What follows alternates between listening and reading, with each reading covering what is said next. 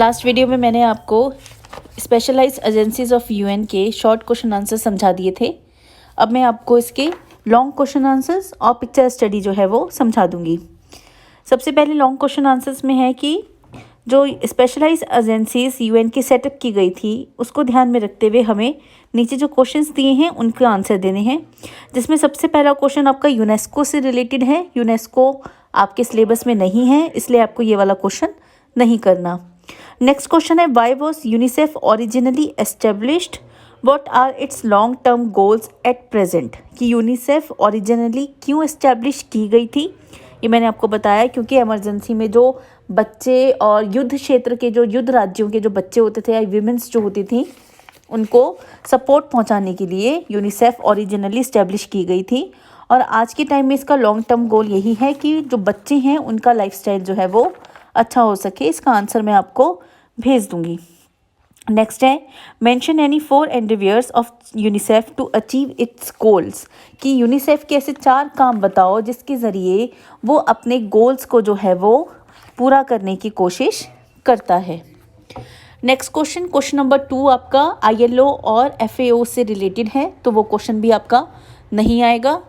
अब नेक्स्ट है आपका क्वेश्चन नंबर 3 WHO से related, the establishment of the WHO। कि WHO के इस्टेब्लिशमेंट के बारे में आपको लिखना है कि WHO कब इस्टेब्लिश किया गया, क्यों इस्टेब्लिश किया गया, उसका हेड क्वार्टर जो है वो कहाँ पर है। नेक्स्ट है the activities of the WHO की आपको एक्टिविटीज़ बतानी है कि WHO क्या क्या काम करता है। जैसे मैंने आपको चैप्टर के वक्त बताया था कि जो बीमारियां होती हैं जैसे एड्स, कॉलेरा, मलेरिया, इनके लिए वो कैंपेन चलाता है। इसके अलावा मेडिकल रिसर्च या फिर जो डिजीज़ के ऊपर इंफॉर्मेशन होती है, हेल्थ अवेयरनेस होती है, ये सब चीज़ों को वो काम करता है, इन सब के लिए इनक्रेज करता है। नेक्स्ट है the project supported by the WHO। कि उन प्रोजेक्ट्स के बारे में बताना है जिनको WHO सपोर्ट करता है, जैसे हेल्थ प्रॉब्लम से related education, proper food supply और न्यूट्रिशन जो है वो प्रोवाइड कराना, सेफ पानी, सैनिटाइजेशन का ध्यान रखना। तो ये सारे प्रोजेक्ट्स जो मैंने आपको चैप्टर में समझाए थे, ये सारे प्रोजेक्ट्स जो हैं इसके अंदर आएंगे। अब नेक्स्ट है आपका पिक्चर स्टडी। पिक्चर स्टडी में आपको एक पिक्चर दी हुई है। ये कोई स्पेशलाइज्ड एजेंसी है UN की जो 1948 में इस्टेब्लिश की गई थी। तो सबसे पहले आपको क्वेश्चन है, नेम द एजेंसी। तो लोगो देख के आप समझिए कि ये एजेंसी कौन सी है। ये एजेंसी है WHO। इसका मेन पर्पस क्या है? इसका मेन पर्पस यही है कि जो स्टैंडर्ड हेल्थ होती है पूरे वर्ल्ड में वो रहे, सब लोग जो है एक अच्छा जीवन, एक हेल्दी जीवन जो है वो जिए। What does it do to achieve its objectives. कि अपने ऑब्जेक्टिव्स को हासिल करने के लिए वो क्या क्या करता है, इसका आंसर लिखना है।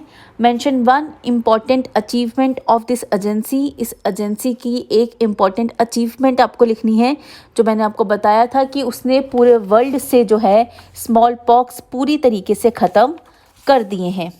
इसके अलावा mention any 2 other specialised agencies of the UN। State 1 important objective of each agency.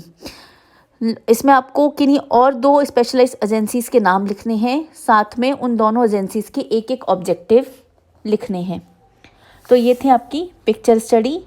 इसके साथ आपका ये पूरा चैप्टर ख़त्म हो जाता है। इस चैप्टर में जो आपका इम्पॉर्टेंट चीज़ें जो हैं, एक तो आपको ये याद रखना है कि स्पेशलाइज्ड एजेंसीज़ क्यों सेटअप की गई, स्पेशलाइज्ड एजेंसीज़ के नाम, उनके फुल फॉर्म्स जो है, एक्रोनिम्स जो है वो याद करने हैं। उनके जो हेडक्वार्टर्स हैं वो कहाँ कहाँ इस्टेब्लिश हैं, जो आपको बुक वर्क में मैच द फॉलोइंग में दिए हुए हैं।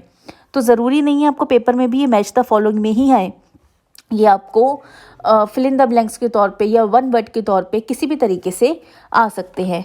तो इस चैप्टर में जो आपकी इम्पॉर्टेंट चीज़ें हैं वो यही हैं कि जो आपने पढ़े हैं स्पेशलाइज्ड एजेंसीज़ वो कब सेटअप की गई, कहाँ सेटअप की गई, और उनके ऑब्जेक्टिव्स क्या क्या थे, उनकी एक्टिविटीज़ क्या क्या थी, वो सब आपको याद करना है। इसके साथ आपका ये चैप्टर पूरी तरीके से ख़त्म हो जाता है।